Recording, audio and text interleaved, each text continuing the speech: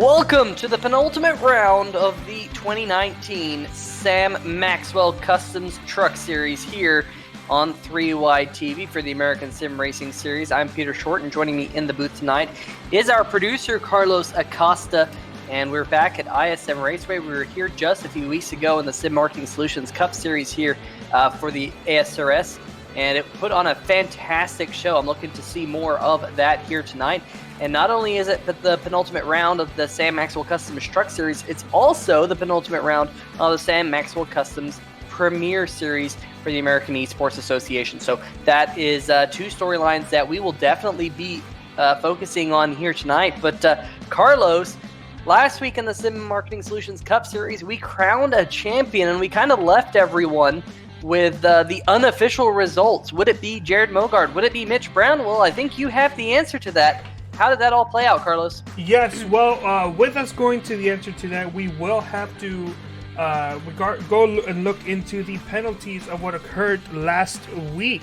And going into the penalties, it seemed like it was a mystery. We didn't know what was going to happen, would it have been taken away, or what was going on. But the penalties came out, and not only did the penalties come out, we also had a couple of live streams explaining to us exactly what happened. And Peter, why don't you go ahead and go over through the penalties from the last race? Yeah, well, the ultimate decision that was made on the championship was Mitch Brown keeps his Sim Marketing Solutions Cup Series. He finished that race, the highest of the playoff drivers on the Cup Series side of things, was able to keep that win for the championship. You did see, however, at the bottom of your screen, he received a racecraft penalty, but that did not exclude him from the results. And like I said, he is your Sim Marketing Solutions Cup Series champion. Pete Baskins, Lee Staples, Andy Veltman's also received a strike, and Alan Young, Kelsey Rogers also receiving racecraft penalties. So a very interesting way to see it all play out, but can definitely confirm Mitch Brown is your 2019 Sim Marketing Solutions Cup Series champion. But here for the Premier Series, he's going to see if he can get another win, because I believe that win does not count towards the Premier Series side of things. Something I was going to mention was that as we do have the points up, we'll go over that in a moment. While he did continue to get the win, it's not going to count for the Premier Series, which is why he's not locked in. However, he did get a racecraft penalty, and looking through the reports, the racecraft penalties all do appear to be different compared to the standard penalties that are given out. His penalty was that he was technically awarded a strike because of multiple counts of aggressive driving. So he will need to be careful. But that is eventually what happened to him. But looking into the Premier Series points, Jared Mogard is, of course, locked in for Homestead next week. Mitch Brown currently 14 points up. Jason Stewart and Tim Knott both in at 7 and 1 point respectively. Looking out, though, is Joseph Seville. He is currently 1 point out, and Alan Young is also 2 points out. So this is technically a very, very close battle for what would be the last playoff spot. Of course, Jason Stewart is he's in no comfortable position either. That's about a 7-point gap. That one mistake could also knock him out of the standings. But also looking into the actual Truck Series standings, Peter, I believe you have that taken care of right now. Yeah, I do, and you can see those two checkered flags up at the top. Jared Mogard and Jared Haggerty both locking themselves into the season finale here on the Truck Series side. That, of course, is next week at Homestead, Miami as well. It doubles up as the Premier Series finale. And then you have Will Worcester, Mitch Brown just barely into the green, as you see that, and then you find Jim Foose, Joseph Seville, Jason Stewart, and Richard Stallings on the outside looking in. And if you're Jim Foose, only 2 points out, you're definitely going to hope to have a good night here tonight, and Mitch Brown will be looking over his shoulder all night long in that number 51 truck. But nonetheless, the practice session is winding down here. Only about 30 seconds left. Will Worcester currently atop the leaderboard. That is exactly where that 29 machine wants to be. You can see those times on the left side of your screen here as we're high atop the hill out of turn number 4, now down onto turn number 3. Very interesting racetrack is Phoenix. We called it a crooked D a few weeks ago, but definitely an interesting shaped racetrack. Definitely one that presents lots of different challenges for the drivers. It's got the dog leg on the backstretch. Tends to be fairly flat. It's got more banking than it used to as they reconfigured the track here within the past 10 years or so. But definitely a great racetrack for a lot of reasons. It's a tricky racetrack, puts on a great show, kind of races like a short track, Carlos. I mean, there tends to be a lot of bumping and banging at this place. We saw quite a few cautions in the Cup Series side of things a few weeks ago. What are you expecting to see here tonight? It's possible we may get a replay of what's going on, but these cars these trucks, pardon me, it is a lower series, and it's going to be slightly harder to drive them around this track compared to the Cup car. So I can expect maybe just a little bit less than what we probably saw in the Cup Series. These drivers, especially if they have to battle the track more than they have to battle each other, is something I always like to mention. But yeah, it's still yet to see what's going on. But taking a look at the weather for tonight's race, nice cool, 81 degrees, 83 degrees on track temperature, and I say nice and cool. Not because I live in Miami, but also compared to the last couple of races that we covered, where the temperatures were exceeding 140 degrees on track temp. That's 83 is a big get right now. Yeah, there'll definitely be a lot more grip in those Goodyear tires as we see the number 99 machine of Clarence Bonner going through that dog leg. They do have those cones down there. Those drivers will have to stay above those cones if they want to avoid a corner cutting penalty. Of course, there will come a place in time where you'll have to go down there if there's a wreck on the backstretch or something. Yeah, possibility for quite a few caution flags here tonight. Just a few weeks ago in the SMS Cup Series, we saw 12 cautions for 48 laps. So definitely, it tended to be a caution fest. But Carlos, like you said, these trucks are a little bit more slippery. Even though the track temperature is a little bit lower, I expect to see some more green flag action than we did a few weeks back. But nonetheless, we ride on board here with, I believe, 43 is Steve Puhala. Yeah, the 43 of Puhala here. You can see he goes all the way down to those cones through the dog leg back up onto the racetrack. We're going to see a couple of lines in play here tonight. We'll see a couple drivers, I'm sure, flirt with the going below that yellow line. Sometimes it can actually help your race truck turn through the corner if your car gets a little bit tight or a little bit loose. Just the way you hit that apron can just help a little bit. So we'll see if that comes into play here tonight. Here is the number 06 machine. That's Jack Wells coming out of turn number 4. That 06 machine comes to the line. Looks like he is on his out lap. We'll see him go through turn number 1 and 2. Lots of brake used here at this racetrack. I'm sure all these drivers glad that there's no brake fade, because the amount of brake you use here is pretty impressive. I mean, you don't roll these corners near as much as you think you would. In fact, Carlos, I know trail braking is something that's kind of an art form here. A lot of drivers tend to trail brake their way into turn number 1 as well as turn number 3. I've heard of trail braking, and while I can't exactly remember what that is, it's something that I've yet to, from what I know of, properly execute, which once again makes me not a championship contending driver, unlike you, Peter. But something I have noticed that it's going to be very big for tonight at Phoenix or ISM. I'm going to call it Phoenix because this is the old 2008 configuration. Turn 1 is going to be tough, and that's in the old configuration, that's in the new configuration. If you don't get turn 1 just right, you're going to end up giving up so much time throughout the backstretch, as well as the exit in turn 1, it's not even funny. In some cases, the best thing to do is just back off early and don't overdrive the corner, Peter. Oh yeah, absolutely. 55. Yeah, Brian Yazik definitely got loose there coming out of turn number 2. Luckily, he'd already put a time down. In fact, you see on the left side of your screen, Brian Yazik second on the leaderboard.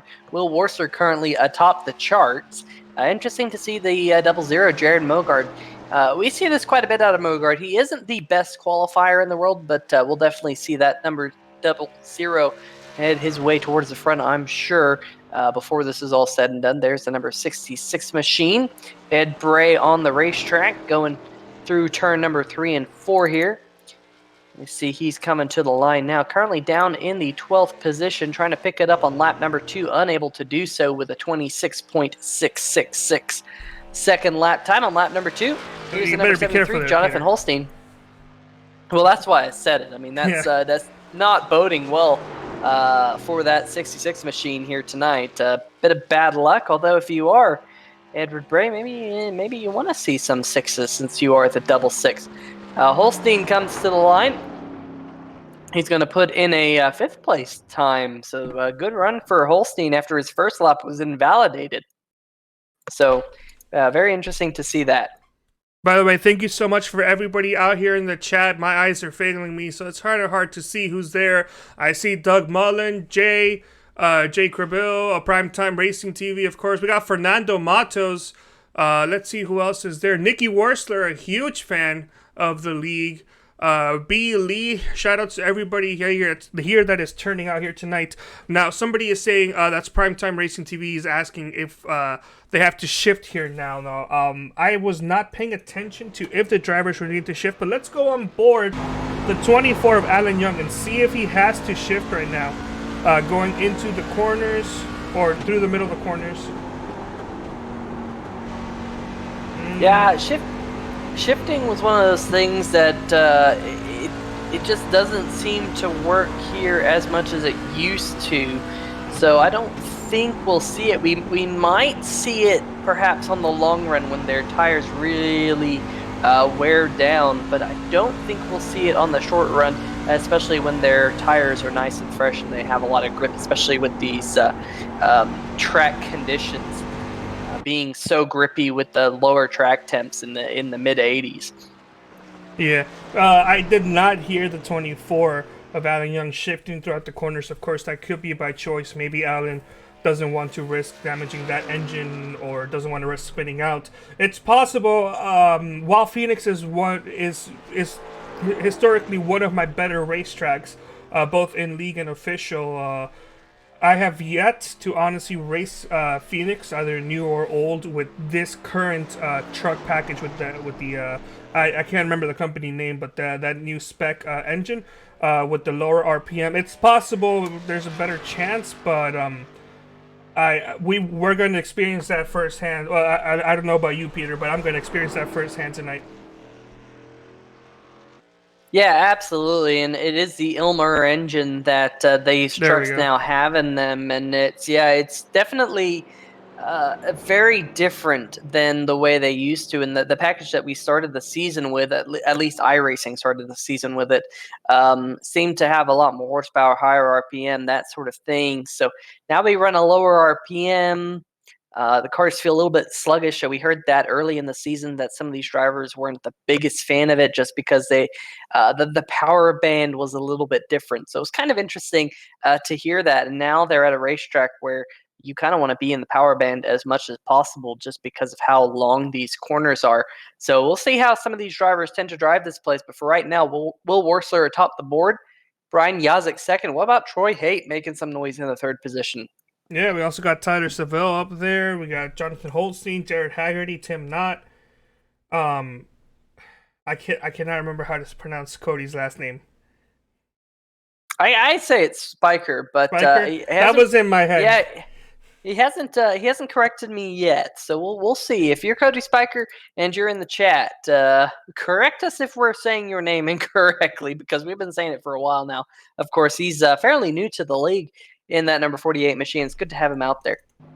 Richard Fletcher's out on track right now trying to do a last-minute, pretty much almost essentially last-minute qualifying run. Usually at this point, we don't see anybody going out on track. The current drivers who have yet to post a qualifying lap time, not including Richard Fletcher, who's on track right now, is the 35 Kelsey Rogers, the 51 of Mitch Brown, and, Sam Maxwell, but he is the off-track official, and he will not be racing tonight. And yeah, there is Fletcher in that very patriotic-looking number 47 scheme, recently announced that he won't be back in the Premier Series next year, so definitely will be tough not to see Fletcher out on the racetrack, but he says he's going to put his focus on the driver development series, which is I believe, the Wednesday night series that they run here in the American Sim Racing Series. So keep an eye on him in that development series, and still turning some laps here, getting some extra practice in around this 1 mile tricky triangle of the West. Wow. And it is pretty tricky, Carlos. Yeah, sorry, pardon me, Peter. While Richard is on track, we do have a couple people talking. Primetime Racing TV is comparing Yazik to Larson. He's saying he's the Larson of this league, and also saying that Will is fast and that he must be on the red tires. Now, I actually do know what that means. I get that reference, but for our non-road racing fans, Peter, do you know what that means? Oh yeah, they run the red tires in IndyCar, which is the grippier soft tire compound. But luckily, everyone's on the same tire compound here tonight. Everyone will have the same amount of grip because it is a fixed series. But the penultimate round of the Sam Maxwell Customs Truck Series season about to get underway as the starting grid is starting to form up. Very cool to see that here for tonight's Waddell Communications 100 laps around this place. Brought to you by Waddell Communications, and your pole sitter for this race will be the number 29 of Will Wursler with the number 55 of Brian Yazik to his outside. Row number 2, we find the number 28 of Troy Haight, the number 11 machine of Tyler Seville to his outside. Keep an eye for the drivers in blue here tonight. We haven't mentioned that, but those will be your playoff drivers. We got Jonathan Holstein and the number 6 of Jared Haggerty. Remember, he's already worked his way into the final round. On row number 4, we got the number 41 machine of Tim Knott on the inside and Cody Spiker to his outside, and the number 48. Another playoff driver also already worked his way into the next round is the 00 of Jared Mogard rolling off from P9. I believe Alan Young will be rolling off from the 10th position to his outside, Carlos. Yep, in the 11th place, we're going to have Alex Giese in the 77 truck with Lee Staples on his outside. In 13th, we're going to have Jamie McKee with Jim Foose in his penultimate race. In row number 7, row number 8 is going to have Jack Wells with Everett Bray on his outside. Row 9, we'll have Jason Stewart and Clarence Bonner. And row number 10, we'll have Richard Fletcher and Steve Buhala, Peter. Yeah, and then behind them you will find the number 35 of Kelsey Rogers and the number 51 of Mitch Brown. Two drivers electing not to take time in the 35 and the 51. Both of those drivers did receive racecraft penalties in the last race. I believe that is what has led to this EOL start. And then, of course, Sam Maxwell, you mentioned him earlier. He is the out-of-race official. So you see Sam Maxwell's name on live timing and scoring, anything like that. He is the one watching over all these drivers, making sure that they do not cause any issues as the Ford Mustang pace car rolls out onto the circuit at a pretty decent pace speed around this place, 55 miles an hour. Is this 1 lap or 2 laps, Peter? I believe it's only 1 lap because it's a 1 mile racetrack, so expect to see us going green here and see that Ford Mustang pace car dive onto pit road. Of course, it wouldn't be the first time that I've been incorrect on that, but here comes the Ford Mustang pace car. Yeah, so the green flag is in the flagman's hand. We'll get set to go green flag here in just a second. And there's the green flag. Don't pick your nose before the start, flagman. But you're on live TV, but they all head off into turn number 1. And clean and green so far. Will Wursler, good restart. Brian Yazik going to slot into second as they come out of turn number 2. Oh, 77! Oh, Giese in the 77 gone around like you said. Yes, no? Yes. Yeah, there's the 77 machine, yep. And that's not what Alex Giese wanted to see. Oh, the 73. Giese is just, oh my goodness. Yeah, the 73 of Holstein kind of came up the racetrack, and that's typical luck for Alex Giese. This guy has had so much bad luck this season, both in the SMS Cup Series and the Sam Maxwell Customs Truck Series. It looks like Holstein just caught the apron just a little bit, slid back up to the racetrack, and you see a couple of drivers, including Jimmy McKee, getting involved. Jack Wells in the 06 going around. And looks like there isn't a significant amount of damage on any of the trucks, so they might be able to keep going. I think Jack Wells. Ooh, Jack Wells He hit the definitely took hardest a hard hit. lick. Yeah, he got when he clipped the wall there, that was bad. In fact, that 06 machine is on pit road. There he is. Right now, that crew will go to work, but we He'll got lose about a half a lap. lap in there. Yeah, he's already lost that lap as the leaders have flashed by. We got some takers already.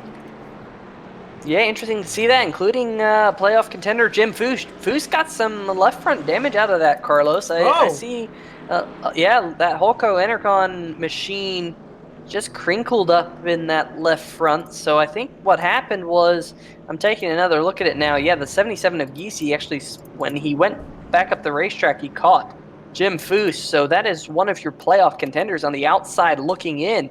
Is at number 42, Menards Holgo Enercon Toyota. So we'll have to keep an eye on that, whether or not that damage affects that number 42 machine. He's sitting in his pit box to get as much of that damage repaired as possible, as is Jimmy McKee, Alex Geesey, Jack Wells still sitting there. In fact, I think Jack is going to lose a couple of laps here, Carlos. yeah, it's not going to be too good. But this caution gives me a quick chance to talk about why I'm in the booth tonight. And no, it is no accident. Cameron Rich should be back from his vacation sometime this week, possibly tomorrow. No confirmation. And I have, whether he wanted to or not, given AJ Digby the night off. Tomorrow he has a very important race with him, also at this racetrack, where he's going to try to make it to the Championship 4 for Homestead. So that's why you guys are finding myself in the booth here tonight, to give a couple guys much needed breaks. This is what Cam's 5th vacation this year, and each of them has been 2 weeks. Isn't that right, Peter? Hello, is this thing on? Oh, this thing is on. Yes, it is. I'll tell you what, it gets a little bit confusing when you have two push-to-talk buttons. Yeah, especially when they're right next to each other. But nonetheless, yeah, definitely, we got another race here tomorrow night on 3 Wide TV, and so we thank you for booking us into the JW Marriott in downtown Phoenix. That's a very nice, swanky hotel for us all. But nonetheless, pace car lights are off. We're going to get set to go back to green flag action here on 3 Wide TV in the Waddell Communications 100. Will Worsler has so far led every lap, all 4 laps of the 100 that are scheduled for tonight's race. Of course, that could go a couple laps extra with a green-white checker or two. We'll have to wait and see just how that all plays out, whether or not we'll see one or not. Hopefully we don't and we stay green, but we still have a couple drivers on pit road, Carlos, getting damage repaired, including Jim Foose, Alex Geesey, and Jack Wells. Yes, Jim Foose is on the lead lap, though, so any Jim Foose fans, he is not a lap down. He may start a little bit separated from the pack, as the pack is in turn 4 right now, or turn 3 right now. The only driver 1 lap down or more is Jack Wells, who's 3 laps down here. Yeah, pace car is headed onto pit road right now. It looks like Jim Foose is going to catch the back of the field, but look at that number 29 machine already on the loud pedal, and Will Worsler is going to scoot away right in front of Brian Yazek. Yazek's going to hold on to second, but once again, the side-by-side battle is for the 3rd position between the 28 of Troy Haight and the number 11 of Tyler Seville. You see the yellow stripe on the roof of the number 11 machine. He is one of your championship contenders, hoping to get his way into the next round. But all of a sudden, things starting to sort out just a little bit. Seville still side-by-side for 3rd. Haight on the outside, but Haight's going to give way. Move Troy back into the 4th position. First side-by-side battles right here. That is Jared Mogard and Tim Knott in the number 41. And so looks like the 00 Mogard's going to move up into the 8th position, I do believe. Yes, he scored 8th at the line. And now he's going to do work on the 48 of Cody Spiker right in front of him. And Mogard is on a move. Already up into 8th, battling for 7th. And I think he's going to try and take the 24 of Alan Young here, going off into turn number 3. They got really tight there, as there's also side-by-side action for the 3rd position. But Mogard unable to hold on there, as look at this. Now all of a sudden Haggerty, new paint scheme on that number 6 machine. Beautiful scheme. the Drink Cheerwine number 6 machine underneath the 28 of Troy Haight. Haggerty here going for the 5th position, trying to get another win in the Sam Maxwell Customs Truck Series, and he's going to slide his way up into the 4th position as Tyler Seville starting to close in a little bit on Brian Yazik. But Carlos, the 29 of Will Worcester, is checked out, as now Troy Haight under fire from the 24 of Alan Young, and Mogard's going to slide through. So move Mogard up another position. Yeah, Mogard, that will put him 6th.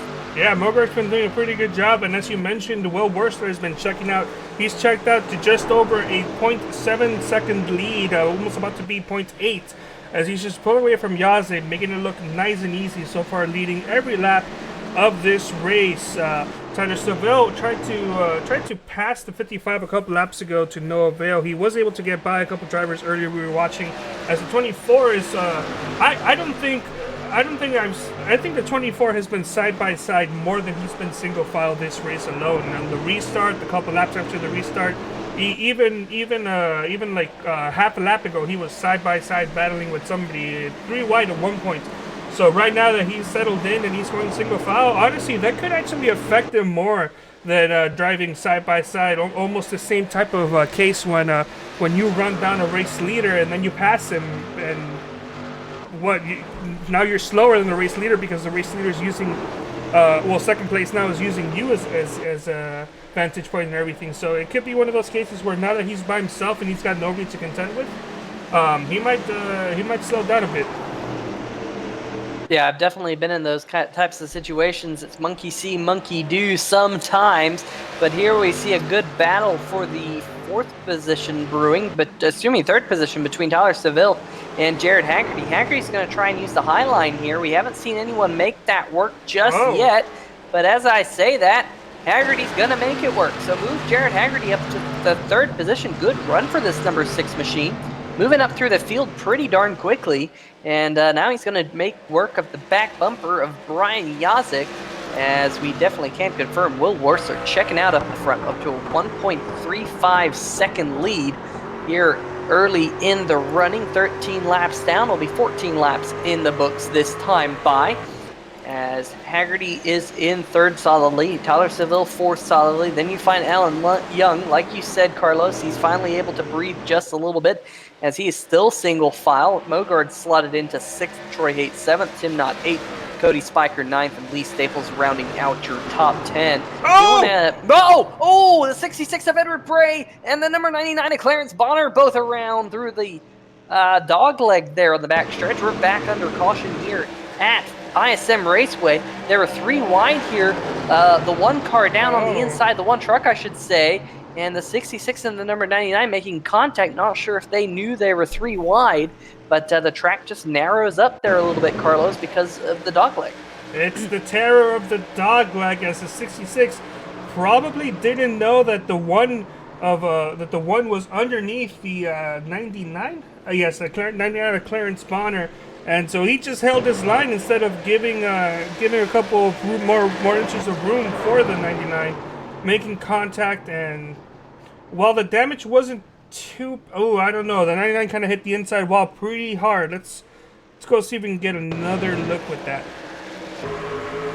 And of course, the number 1 machine of Jason Stewart, one of your Sam Maxwell Customs Truck Series playoff drivers, involved in that one. And yeah, hopefully the number 99 machine will be okay with that contact with the inside wall. Did hit the safer barrier.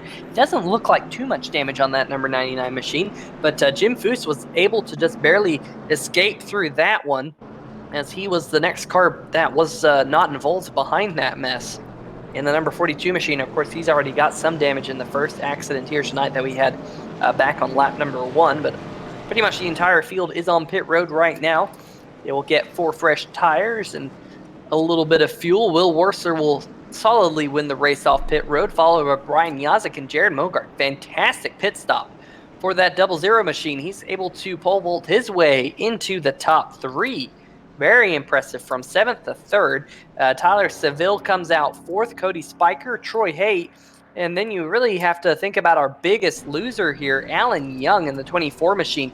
He's going to drop all the way back, I think, outside the top 10. He's which is pretty darn crazy. He's currently 11th now, but it looks like he's going to be moving up to 10th or 9th. It looks like he's being shown as 10th at the moment.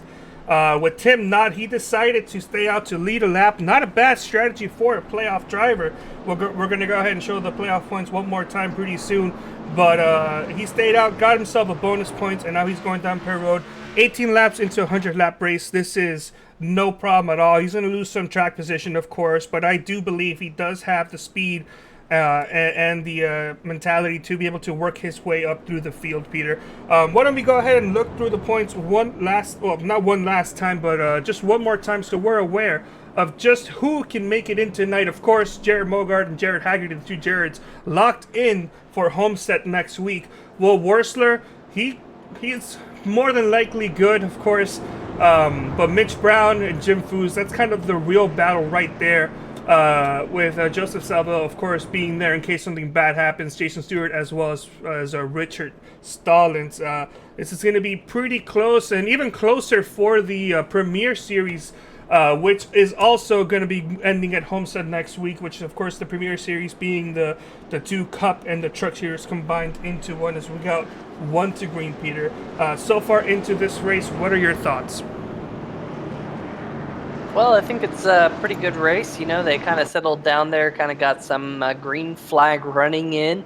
I expect to kind of see more of the same here. There's a couple of trucks near the back that have received a significant amount of damage. Jack Wells finding himself 13 laps down. In fact, he's finally moving on pit road. And we have a Giese, Bray, and Haggerty 1 lap down, 18 trucks. Haggerty's shown in the garage for me. Oh, that's interesting. Oh, Haggerty had a connection issue. Haggerty fell out due to his connection. That is a real shame. Well, he's definitely going to be glad that he won that Truck Series race a couple weeks ago, because without that, he might not have been able to get into this. Of course, that was at Talladega, but the green flag is back in the air. 29 of Will Worsler is once again pulling away here from the field, but here comes Jared Mogart trying to get that second position from Brian Yasek. That 00 machine has worked his way up through the field pretty darn well, and now trying to make work of the 55. Unable to do so just yet as he works his way through turn number 3 and 4. And Carlos, kind of a calm restart here. There's some good side-by-side action, but everyone giving each other room as of right now. Yeah, it's calm for a Phoenix type of race. These restarts can get pretty hairy, and there's it could be with all types of racing. It's very close, and while I'm generally okay with the open dogleg, I can respect the league's decision for deciding to use the IndyCar style dogleg, with the cone signifying a course penalty should you make contact with them. Or caution is out. Oh, caution! Steve Puhala in the number 43 machine has gone around that number 43, heavy damage to the front end. Let's see what happened here. I don't know if he got any help there from the 99 of Clarence Bonner. It looks like Jonathan Holstein. Did Holstein catch a piece of that? Steve Puhala, though, I think Puhala's saying all me, so I think that number 43 clipped the apron a little bit and just got loose and unfortunately hard in the inside wall. And I'll tell you what, Carlos, that can happen to the best of us. I'm not sure. I think he may have given it too much beans. Yeah, because he didn't get loose until after the apron, towards the end of the corner. Yeah, that's too much beans right there. He clipped somebody else, as well as the 73, but I'm not quite sure who that was. Yeah, I know that the 73 got a lick. And I know the number 99 of Clarence Bonner was there as well when he went around, but I think the number 99 is okay from that incident. Of course, that number 99 of Bonner has already seen the inside wall here tonight, but unfortunately for Steve Puhala, he'll go no further yet. Now. Yeah, he's seen both sides of the racetrack, just evening out the damage on both sides of that number 99 machine. Of course, I'm sure Clarence doesn't really want that to happen. That number 99 machine back on pit road. to get that damage repaired as much as possible. But up at the front, it is still the number 29 machine of Will Worsler, led all but one lap here tonight. Tim Knott, your only other race leader, elected to stay out under the last pit sequence. And going through the... Oh, pardon me. I didn't... apologies for that. Going through the chat, it looks like we have a couple dad jokes going on with Primetime Racing about to get himself a one-day ban for saying not a bad call for Tim to get a point. I will be personally giving you that one-day ban. We also have Trobes on the chat asking a question if that is my beautiful voice that he hears. And as a matter of fact, no, it is not. As I always like to say, I have the voice for silent films. So thank you so much, Trevin. I appreciate it. Also, Primetime Racing not going to get that ban because he told Trevin to keep his pants on. So that's good for him. Doug Mullins not agreeing with what's going on. And a couple... Primetime definitely not earning that one-day ban for saying too much beans tends to give you a lot of gas. Well, Carlos, let's see if we can dial up your race leader, driver of the number 29 machine, Will Worsler here. Get a spot Will Worsler. Oh. Hey, Will. Sorry, you've We've talked been about talking in the waiting room. Well, I put him in the waiting room. Hey, he was talking to no one for a good period of time. So you're going to have to tell everything to your teammates when we move you back down there. But how's that number 29 machine driving out there? Nikki has said that you've done a lot of practice here this week. Definitely looks like that's paying off. Yeah, I mean, it feels good. It actually feels better in most of the test sessions. I purposely practiced with a little bit hotter track temperature to get ready for this. So it's worked out. So at least it's working out in short runs so far. We'll see if I can continue on long run with the same pace, but I feel like I can. Craig Stykes has said that you have been practicing a lot of PUBG. Is that correct as well? That's also correct, but with way less results. Blackout for me. Pretty terrible at some PUBG. Well, I'll let you get back to it. Pace car lights are off. Best of luck, Will. Thank you, sir. All right. Well, that is driver of the number 29 machine, Will Worsler. Got to move him back down to his channel. There we go. Carlos, I used to play a lot of PUBG in my time. Not good. No. I'll stick to platformers. Thank you very much. I like it. I'm not good, though.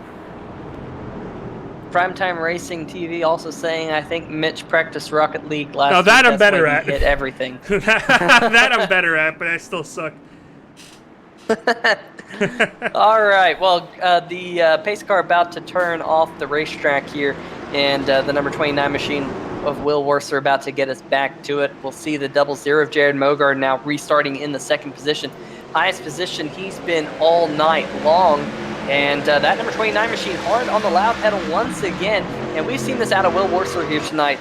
He's got awesome restarts every time. But look at the 00 of Mogart dive it off into turn number 1. And I thought that 00 was going to get the back bumper of the 29. They're going to have to deal with lap traffic here as Alex Easy is off the pace on the inside of the racetrack. He's going to stay down below the yellow line. There's the number 77. All that damage on the front end of that truck. He will now fall to 2 laps down, but lucky for him, he'd still be the lucky dog as of right now. But you can definitely see that number 77 is down on pace as the field rushes on by. Side-by-side battle for the third position briefly as Cody Spiker and that number 48 machine got up to the back bumper of Tyler Seville, but Seville holds them off for now as they head into turn number 3 and 4 now. Spiker and Troy Haight doing battle, and Troy Haight's going to try and use that high line to his advantage, trying to pinch down that number 48, and we've seen that now twice here tonight, Carlos, that outside line can actually make a pass. That's true. Oh, well, looking right there, the 26 is falling victim to that treacherous turn 1.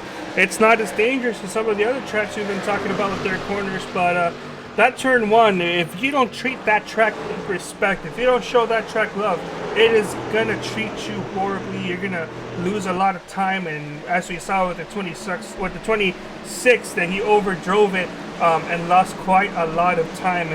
Taking a look at what's going on. Hey, Carlos, I was just about to say, I don't think he overdrove it. I think he got a little bit of help from the number 41 of Tim Knott.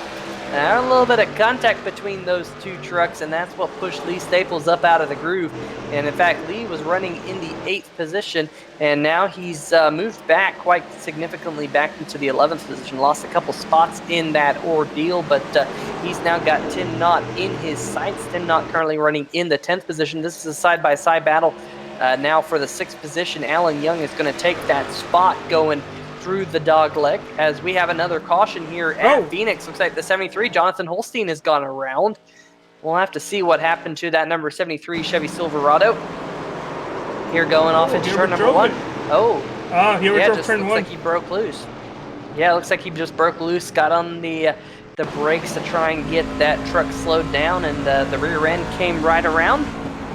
And that number 73, unfortunately, in the wall. Well, I'm gonna go back. Look at his steering wheel. Unless the other trucks are like that as well. He is really turning left in the straight. That truck is crabbing. Yeah, I think that truck is broken. He's already received a bunch of damage already tonight, and I believe that will be his second caution against him, a second accident here tonight in that number 73 machine, because the first one I think was of his doing as well. So definitely not what Jonathan Holstein wanted to see here tonight in that LA Sim Sport machine. He's now in his pit box trying to get as much damage repaired as possible. But you called it, Carlos. He was turning left to go straight, and that is not what you want to have happen with a race car. No, you want to turn right to go left. That's what you want to do. You don't want to turn left to go straight. Bad jokes aside, is this thing still on? Bad jokes aside, I got a couple. Peter, take over. All right. Well, I am at a loss of words.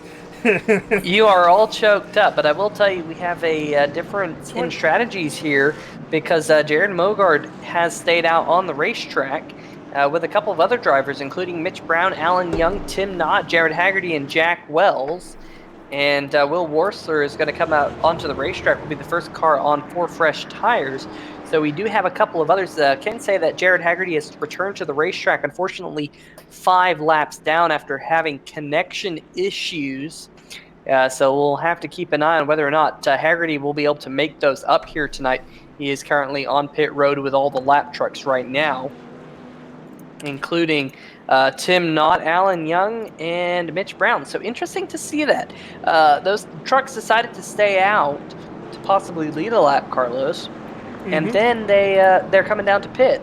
So it looks like it will pretty much just be Jared Mogard now, who has 17 laps on his tires, versus Will Worsler, who just pitted a lap ago. So that's going to be interesting to see how these tires now play out for the 00 Mogard. I mean, 17 laps on your tires at this racetrack is a decent chunk of change. Yeah, that's true. But speaking of tires now, as we have ourselves a very mixed up, muddled up, shook up field going down with pit strategy, we do have Jay asking in the chat, Peter. I can give my estimation, but I'm sure everybody will rather hear from you. What do you feel is going to be a good fuel run here for this track with this truck and track combo going on, as well as the tires? What's going to come first, fuel or tires in this track? I'll tell you what, from here, you can definitely make it on fuel. I don't think these drivers will need to come back down pit road for fuel. And the pit road time here at Phoenix tends to be fairly lengthy. It's a fairly long pit road, and you have to take that into consideration whether or not you're going to come down and take tires under green. If this race were to go green from here, I would not expect the winning strategy to be to pit. I'd expect to see the drivers stay out on the racetrack all the way to the end. But, that is if we stay green. If we have another caution, I would bet strongly on these drivers coming down pit road to get 4 fresh Goodyear tires. But only time will tell exactly what the winning strategy will be, as does look like Jared Mogard will be the first one on the loud pedal as the flagman has the green flag in hand. And there is the green flag.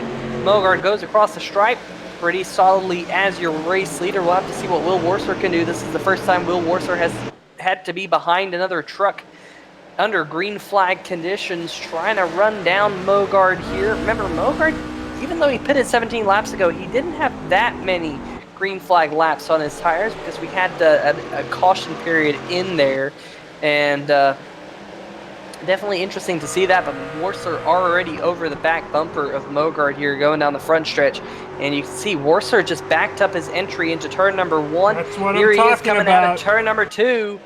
And Will Warser side by side for the race lead underneath Jared Mogard as they head off into turn number 3. We've seen that Highline able to hold pretty tough, but now that Warser has fresh tires, he will be able to use them to their full advantage and will clear Mogard. So move Mogard back to second, which is where he was before this last caution flag came out. But we'll have to see if the other tires on the other trucks will start to pay dividends for them. This is a side-by-side battle around the 10th position between Mitch Brown and Troy Haight. They're right behind the 66 of Edward Bray. You can see a significant amount of damage on that number 66 machine.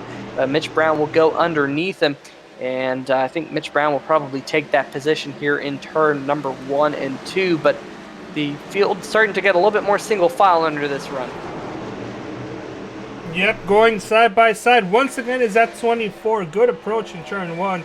As well as we see the, I want to say that is,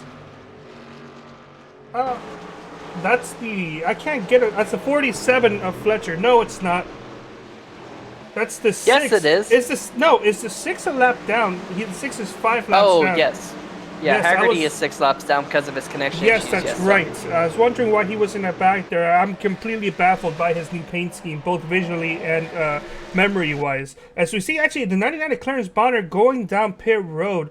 I'm not sure quite what that's about, but also we're gonna be getting a battle for second pretty soon. As now Tyler Seville is catching up to the back of Jared Mogard's old tires. Yeah, that number 11 machine is coming pretty quickly. Last time by, Seville and Mogard ran pretty comparable lap times, but beyond that, Seville's been about 0.05 of a second faster, which doesn't sound like much, but it definitely adds up as these laps continue to wind down pretty quickly. Here comes Seville right now to the inside of Jared Mogard as they race side by side down the front stretch off into turn number 1. Seville still holding that inside line, not yet able to clear Jared Mogard. Mogard holding tough on the outside line here through the dog leg, off into turn number 3. They really lapped this place pretty quick here, and Seville still not quite able to clear that 00 machine as Seville, he's now at his quarter panel, still trying to come back at him. I think he'll get him. He just has to kind of stick it out and be patient here.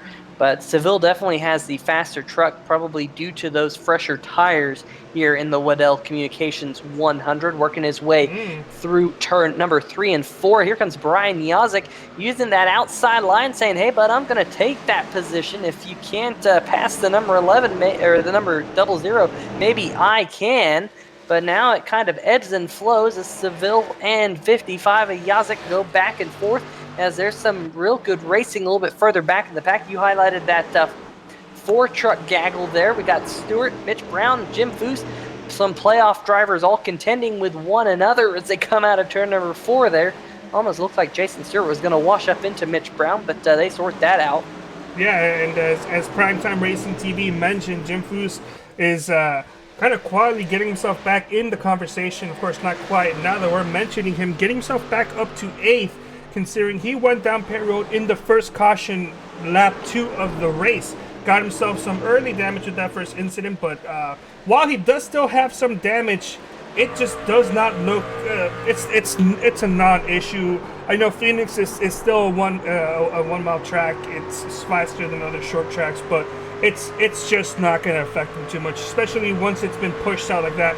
There's no rubbing of the tires. I know we can pretend that there could be some in iRacing, give it a couple years, but there's nothing wrong there. It's just cosmetic damage, and it's damage that will not affect him at all in this race. So it's good to see him getting himself into 7th right now, battling, going side by side, not afraid to make moves, and putting himself in a position where he can capitalize on a championship contender's mistake. I'll tell you who I'm really impressed with, and that's the 00 of Jared Mongard. He's running that high groove, and just no one can pass him as Clarence Bonner has taken the number 99 machine to the garage. Yazik now, he was able to clear Tyler Seville about 3 or 4 laps ago, but unable to do anything with Mongard. He's gotten to this point before, kind of to the quarter panel, but as I say that, Brian Yazik just powered out of turn number 2, and Yazik will take that second position. So just as I was singing Mogard's praises, he was driving a very defensive line. This line through 3 and 4, just no one can contend with Mogard coming out of turn number 4, but Yazik was able to make the move in turn number 1 and 2. That's where I think you're going to need to make the move on Jared Mongard. Tyler Seville saw what Yazik did here, and he's trying to replicate it, unable to do so just yet, as Yazik is starting to pull away. All this side-by-side, Carlos, between Mongard and Yazik and Seville has actually allowed Will Warser to check out to a 3-second lead as we have reached the halfway distance here in the Waddell Communications 100. Will Warser is your race leader here. Definitely putting on a good show in that number 29 machine, but now Brian Yazik, we'll see if he can track him down. As look at this gaggle of cars a little bit further back. That's led by the Troy Haight. Carlos, they saved it. What a save! I just I didn't want to say anything because they were feverishly sawing at the wheels, getting the 66 of Edward Bray and the 35 of Kelsey Rogers, both getting going straight. See what happened here on the 3-wide TV replay between those two drivers. We just put the camera on these guys, and the 35 and the 66, yeah, a little bit of net code there. Yeah, there was not going to be contact there. Yeah, no, they were close, but it was not going to be contact there. That was definitely net code. The racer in me is happy that they did not wreck, and that was a beautiful save. I was excited about the save. But the producer in me is kind of disappointed that didn't become a caution, because I would have been the second caution tonight, the third caution tonight. I would have captured live. So that's always a little win-win-win for me. But thankfully, they saved their vehicles and they're able to continue going on. Of course, losing some time on the track. Yeah, they did lose a spot or two, but nonetheless, they'll be able to get back in it and see if they can pick up those spots. Kelsey Rogers currently running in the 13th position. Ed Bray running 14th, but Kelsey Rogers isn't far behind Tim Knott for the 12th position. As we look at this battle, Tyler Seville was able to get around Mongard and has checked out on that 00 machine. And look at this time that Mongard is just bleeding out there on the racetrack. And it'll be interesting to see.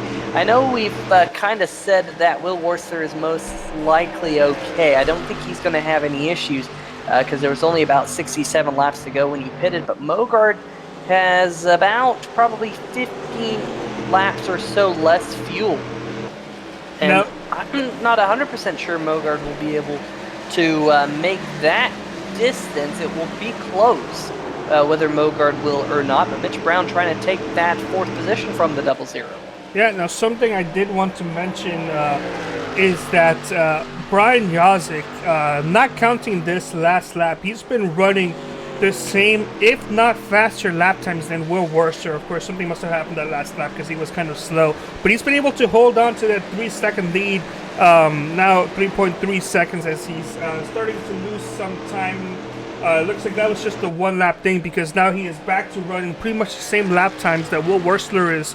So at the moment, with Brian Yazik doing what he's doing, he needs Will Warser to make a couple mistakes, get held up in traffic, or be able to find some speed somewhere else, because they're pretty much running nearly identical lap times. With this last lap being just a little bit faster than Will. Other than that, looks like Jim Cruz has been managed to stall his run that he's been having, not being able to pass any driver since we last mentioned him. But he's not that far off, only half a second as we're seeing the 00, who was doing great for a while, even after you mentioned him. So there was no commentator's curse there. He was doing great until Yazik went by him, and once Yazik went by him, that's when all his defenses pretty much went away, and it was in a losing battle. As wow, that was pretty close with the 06 Jack Wells. If I might have gone 3 wide to the dog leg, never a fun thing. That dog leg is scary, one of the more scariest places. So we've seen real life drivers lose championships because of that dog leg, especially the open one. I believe Elliott Sadler comes to mind that when it happened in real life. But Peter, what else are you seeing around the racetrack? Oh, I'm seeing Cody Spiker make a great move to the inside of the 00 of Mogard for the 5th position. So move Spiker up into the top 5 here at ISM Raceway. Very, very impressive out of that number 48 machine here tonight. And here is the 42 of Jim Foose at Holco Intercon Menards. Toyota Tundra starting to make some noise and close in on the top 5. Remember, he's the bubble driver here trying to pole vault himself into the top 4 drivers for next week's Sam Maxwell Customs Truck Series race at Homestead, Miami. He's also on the outside looking in for the Premier Series, kind of a bigger stretch there, but he definitely does need to finish ahead of Mitch Brown if at all possible. The bad news, though, for him is Mitch Brown currently running 3 positions ahead of him. So that is something. Yeah, that is something he's going to have to do. Yeah, it looked like he had the hiccups there, so I wanted to quickly take over as we're seeing Jared Mogard lose a couple spots there in one lap to Jim Foose and Jason Stewart, and he's looking like he's going to lose maybe a couple more as he's finding himself on the outside. 24, once again, being next side by side to another driver. That's just, I really do think he spent the majority of this race side by side with somebody as opposed to being by himself. Almost made some contact with, I believe there's a 28, as 24 had nowhere to go, and he had to relinquish a position to get side by side with the 00 Jared Mogard, as Jared Mogard is just hemorrhaging positions at this moment. It's not good for him, and while he is locked in for Homestead in the Truck Series, and locked in for the Premier Series, if he wants to win this race, he's going to need a caution. Yeah, that 00 has now slid back to the 10th position. I bet you he's thinking, man, the one time we get a long green flag run is the one time I decided not to come down pit road and get 4 fresh tires. This is definitely the longest green flag run we've had all night long, as we now only have 38 laps to go here tonight. Very cool to see a new sponsor, the Waddell Communications 100 here tonight for all these drivers. Good to see them on board here for the Sam Maxwell Customs Truck Series. Go check them out, as the 51 machine of Mitch Brown closing in on the back of the 11 of Tyler Seville. Gonna check some live timing and scoring for you, because that number 51 of Mitch Brown on average is about a 10th faster than Tyler Seville. So definitely Mitch starting to make some noise. Oh, caution! The one machine has gone around in turn number 1 off, I think, the nose of the 24, and that is Jason Stewart, one of your championship contenders here. And that is not what he wanted to see. Heavy rear end damage for the 1. It looked like, let's go ahead and take another look and see what we can come up with. It's possible the 24 just drove it in there, and I'm not sure. I don't know, Carlos. I think, yeah, I think the one machine's gonna say, "Hey, I was trying to go down for the corner," but didn't really look like the number 24 machine did all too much wrong there. Just kind of held his line. I think maybe the one was thinking he would turn in a little bit earlier or something like that. I know I've made that mistake before. Just kind of cut down on a car thinking they'll be a little bit lower by that point, just kind of anticipating the corner. But you go on board with the number 24 machine, and yeah, that number 24. To me, that's a racing incident. Simple as that. Both drivers going pretty much for almost the same spot. I wouldn't really think too much of it. I wouldn't even know who to give the blame to. They would probably both have to call it. It seems to me, for it to be fair, or have none call it. I'm not sure, but we do have the majority of the leaders in Peroda, and after an interview, I could probably have some interesting stats coming up, such as 15 lap average. Oh, what happened there? I was going to say Cody Spiker in the 48 machine greatly overshot his pit box, and we could be looking at potentially the last pit stop of the night, and that number 48 machine definitely did not do a good job of getting to his pit box. Wow, but he will that be was down close. and away.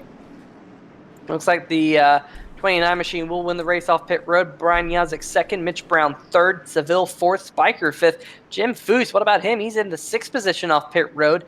And then Kelsey Rogers, Troy Haight, Jared Mogard, Tim Knott, Lee Staples, Alan Young losing a couple positions on pit road. Not quite sure who's going to take the blame for that caution, but can say that Jason Stewart still in his pit box getting as much damage repaired as possible. Jimmy McKee, we haven't seen him make some noise. He's got a lot of damage. Remember, he was involved in the first lap accident in that McKee Lawn Care Chevy Silverado. It definitely just seems like it's taken the pace out of that number 31 machine, because we've seen some great runs added Jimmy McKee this season in the ASRS Premier Series, but that number 31 just hasn't seemed to be on the pace here tonight, unfortunately, after all that damage. In fact, looking at the last 5 average, he's almost a second slower per lap than Will Wurzler, and I think that is just all down to that damage accrued on the first accident of the night. Can say that Jared Haggerty, ladies and gentlemen, will get your lucky dog, so he will now be 4 laps down. He's hoping to see a couple of he's hoping to see a couple of quickie yellows here, Carlos, to see if he can get those 4 laps back and see if he can contend forward, because that number 6 Cheerwine Toyota Tundra isn't that slow out there. That's a pretty quick race truck. He just finds himself a couple laps down.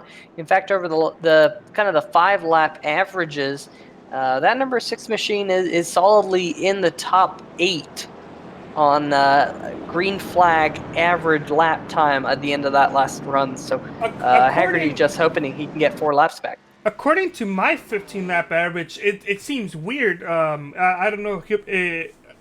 Compared to the 10 and the 5-lap average, my 15-lap average, of course, shows Will Wurzler being the fastest with an average of 27.298. Mitch Brown, Yazik, Troy Haight, Tyler Seville, Alan Young, Kelsey Rogers, Jason Stewart, Jim Foose. That's the order of the 15-lap average.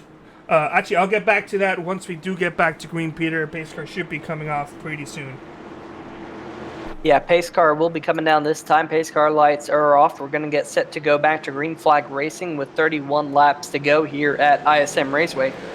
And Will Wurzler on the loud pedal once again. Green flag back in the air. And you see what Will Wurzler's been doing all night long, just getting a huge jump, head off and turn number 1. And Brian Yazik will sail the number 55 truck in there in the second position. And now that now that Brian Yazik has caught up to Will Wurzler and they're on equal tires, it'll be interesting to see if Yazik has learned anything to compete with that number 29 machine. We haven't seen it all night long. That's true. Yazik almost beat Will Wurzler coming out of pit road. Ew, caution's out. Oh, the 6 of Haggerty not going to get the lucky dog this time, and I believe that is engine smoke we are seeing. And just as we were saying good things about that number 6 machine, yeah, definite contact with the inside wall. That number 6 is smoking out there.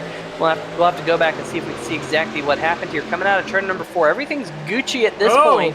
And the number 66 machine looks like he broke loose right in front of him. Don't think there was any contact, and unfortunately Haggerty had nowhere to go and hard in the inside wall. And that will be the night for Jared Haggerty. Not the night he was looking for tonight. You can see that the contact between them and bouncing off that inside wall and a smoking race truck. That thing, he'll make it back to pit road, but I don't think the crew will be able to repair that before we end this one. Definitely tough break. Yeah, heavy damage for the 6. The 66, those are 3 6s right there. Very bad omen considering what was going on earlier with the qualifying. I don't really expect to see many drivers going down pit road. So something I did want to mention regarding the averages that I was cut off. I'm being shown the last 5-lap average with Will Wurzler being at the top. He was shown with a 27.43. Which it's fast. The 10-lap average, the best was 27.387, and the 15-lap average with a 27.298.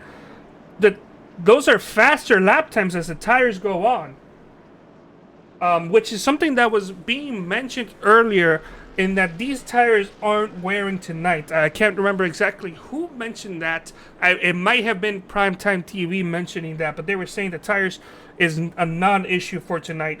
And based on my averages, unless something is heavily wrong on my telemetry software, they're getting faster the more laps are being put on. Well, you have to remember, Carlos, that the 5-lap average that you're seeing is actually when the tires are at their oldest. So they are slowing down. You expect to see the 5-lap average be the slowest lap time. Peter, you are 100% correct, because I did not have it set to best 5-lap average. Oh, well, there you go. So I want you guys to get everything I've said and push it somewhere else, because that is irrelevant now, and I feel sorry for wasting about 30 to 40 seconds of your lives. Well, it's okay. We'd fire him if we could, but he's the one who runs this gig, so we can't really fire him. Peter, I believe you have caught up with a driver for an interview. Who have you caught up with? I have not caught up with any driver just yet. I was slowing down my words so I can give you enough time to choose somebody. It's going to have to be quick, though. Well, yeah, let's see if we can dial up the number 51 and Mitch Brown. Mitch Brown, Peter Short here in the 3-wide TV booth. You got a copy? Yeah. Sorry, I got something stuck in my throat. Well, that's definitely not the best time to come in, but congratulations last week on your SMS Cup Series championship. But here tonight, trying to get into the next round of the Sam Maxwell Customs playoffs. How's that number 51 truck driving for you? Pretty good. Long run definitely helped us out, especially when we came in for tires. Our goal for the rest of the race is just try to keep a distance between me and the 11. He's the next person I'm chasing, and as long as we stay ahead of him, I think we should be fine to get into the round of 4 next week. But fingers crossed, and hopefully we can still win. But hold on, we're just gonna take things easy. If we can't win, we're just gonna try to get the best finish we can. Absolutely. That number 51 truck has been pretty fast tonight, but pace car lights are off, so we'll let you get back to it, and we'll hopefully get to talk to you here in just a little bit. All right, thank you guys. All right, well, that is driver of the number 51 machine, Mitch Brown, here currently running in the 3rd position. And Carlos, it's been interesting to see what Mitch has done. Of course, remember, he started pretty much shotgun on the field here tonight, and now running in the 3rd position here as pace car once again down onto pit road. We're going to have a 25-lap shootout when the green flag flies, and there it is, 25 laps to go in the Waddell Communications 100 here at ISM Raceway as the flagman feverishly throws that green flag around. And all these cars now coming out of turn number 2. Look at them race past the camera as we have a side-by-side battle between Mitch Brown. We just talked to him in the 51 machine on the inside of the 55 of Yazik. And I kind of wanted to ask the 51, Yazik in the outside wall. Yeah, definitely. That is going to slow up Yazik, and I think Yazik is going to lose that position here in turn number 1 and 2. And in fact, it might allow the 11 of Tyler Seville to start to make some noise. And what about the 42, Jim Foose, making some noise? Remember, this is his penultimate Premier Series start. He's elected to jump out of the race car for next season on the Premier Series side of things. And so he's starting to make some noise here with a top 5 run and trying to get 4th position from Brian Yazik as they head off into turn number 1. You see that 42 hard on the binders down there, trying to use up those Goodyear tires as much as possible. Still side-by-side coming out of turn number 2 through the dog leg, and look at Kelsey Rogers in the number 35 machine. Remember that save that Kelsey Rogers made about 30 or so laps ago, sliding through the turn 3 apron. And Kelsey Rogers now going to jump to the outside of Jim Foose, try and take that position. Almost contact between the two as they head off into turn number 1, but there is a caution out on the racetrack. Oh, I didn't even see. Oh, the 24 of Alan Young. And that is actually not that heavy damage that I'm seeing. Let's go take another look. Let's go further back. See what happened. Yeah. He's got, I believe that's a 26 behind him. Did he give it too much beans? Yeah, he gave it too much beans going around. Get a nice save off the wall, but net coated where the driver. I don't think he got any damage on that. And I think the 24 is going to come out of this, I think, relatively clean, because that net code probably didn't affect him at all. I gotta say, I don't think I've ever seen anyone spin out at ISM Raceway and have been able to split the gap between the walls. I mean, that is very impressive. Give that man a hand. I mean, he did just spin out, so maybe don't give him a hand. But whatever, give him a hand for avoiding the walls. Yeah, he did a good job avoiding the walls. Of course, I'm sure he would have rather not even done that at all and just kept his track position without spinning out, as 51 almost had me there. I thought he was going to go down pit road. I'm not seeing anybody else go. Oh, never mind. Yeah, we do. I was just about to say, it looks like Brian Yazik and Jim Foose electing to come down. Quite a few cars electing to stay out. So this is an interesting strategy call. The 00 Jared Mogart also electing to come down pit road. Remember, he was kind of on the other side of this decision earlier in the race when he stayed out and a lot of the leaders pitted. And I think that's just because Mogart doesn't have the track position anymore. And so he's going to try and do something a little bit different here to get kind of, a different strategy to your leader. So try and get this win. As you see the point standings as we enter tonight, Will Worsler, Mitch Brown were kind of your two bubble drivers. We talked to Mitch Brown, as he said, as long as I stay in front of the 42 and the 11, I'll be good. But he definitely up there in the top three, and it's interesting to see Jim Foose in that fifth position was 2 points out of the playoffs for the next round of the playoffs here. When we came in tonight, he came down pit road, got 4 fresh tires, and this is the Premier Series points for the American Esports Association Premier Series, brought to you by Sam Maxwell Customs, Joseph Seville, Tim Knott. That was a battle. They were knotted up for that 4th position. And you got to look at where they are on the racetrack right now. Tim Knott stays out. He's in 6th. Joseph Seville currently on the racetrack. That number 11 machine is being scored in 3rd. So that would swing in Joseph's favor if we were to end the race right now. And, of course, Alan Young just brought out this last caution flag in the number 24 machine. So he will start this next run shotgun of the group. But anything can and will happen in the American Sim Racing Association, the American Sim Racing Series, and they put on a great show each and every week. It should be a doozy of a finish here tonight once we go back to green with probably about 17 laps to go. Carlos says the pace car lights are still on. But anyone out there that you want to highlight right now is putting together a pretty darn good run? The 35, we mentioned it earlier. 35 did a great job saving his truck with after making contact with another driver. That should have been a caution, but somehow neither of them were able to wreck or anything. 35's been doing good. Tim Knott recovering from his earlier strategy, so she's working out. I'm just excited to see what this mixed field is going to do, how the tires are going to handle, and if any driver slips up, as we're in the dogleg at the moment with 1 lap to go. We're going to be restarting with 17 laps to go in this race. Let's keep an eye on the 00 of Jared Mogard, the 55 of Brian Yazik, those drivers who elected to stay out there on the racetrack and, elected to come down pit road versus those drivers who decided to stay out on the racetrack. The first car that came down pit road will be restarting in the 9th position. And the 29 of Will Worsler, though, already on the loud pedal, green flag back in the air here at ISM Raceway. And look at Jared Mogard going to dive to the inside back there, going to try and take it 3 wide off into turn number 1. Unable to do so, but Mogard is going to get underneath Lee Staples here in the 26 machine for 7th.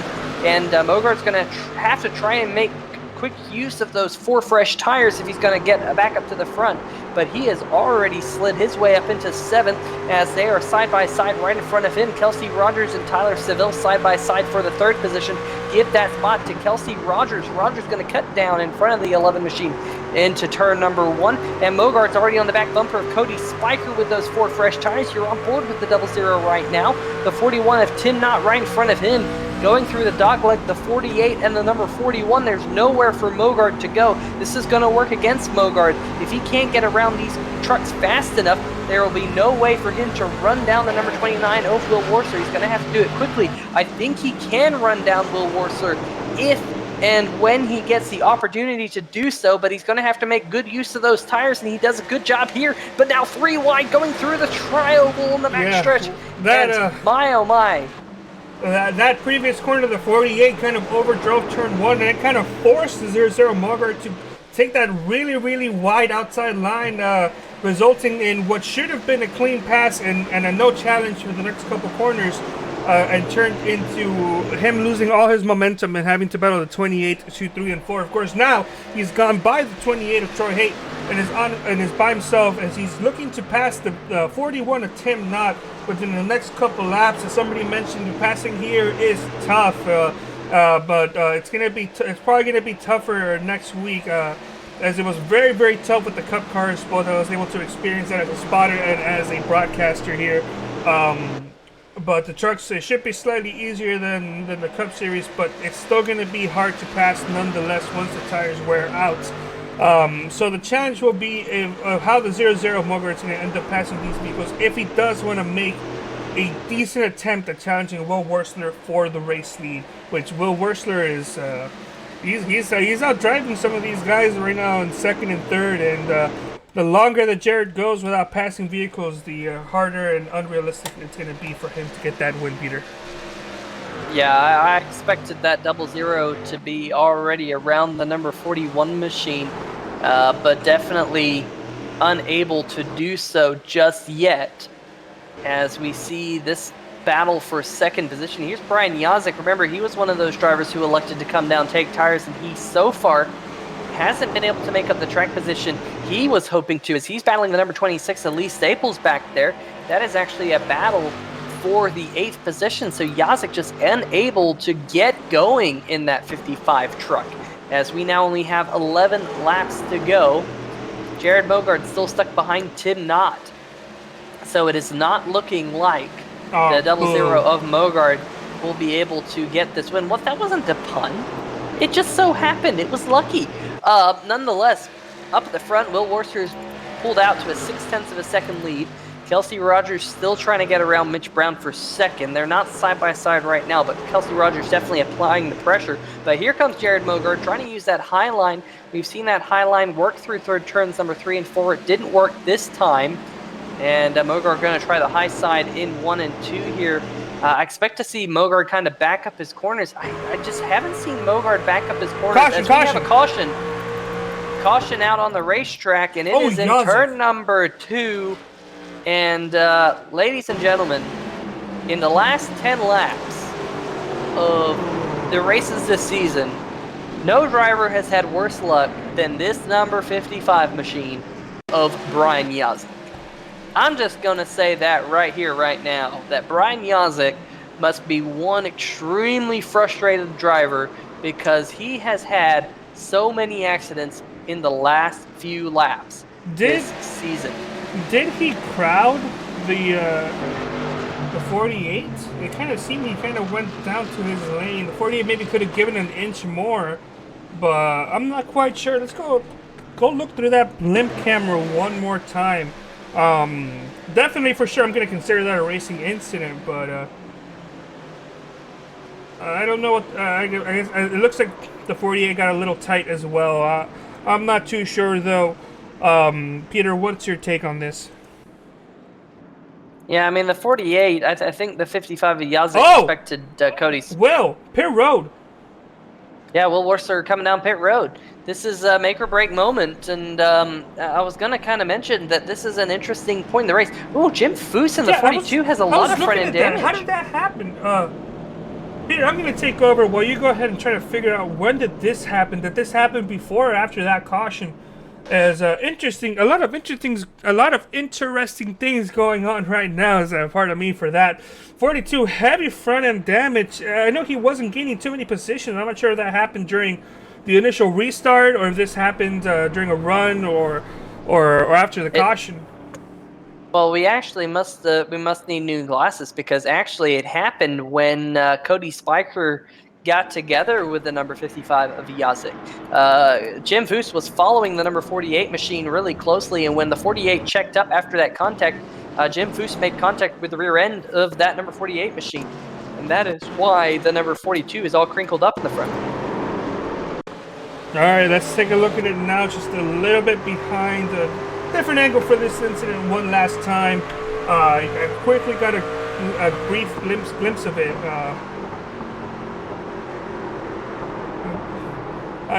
iRacing must be off its game tonight because while there is netcode, that definitely maybe should not have warranted that much damage on the 42.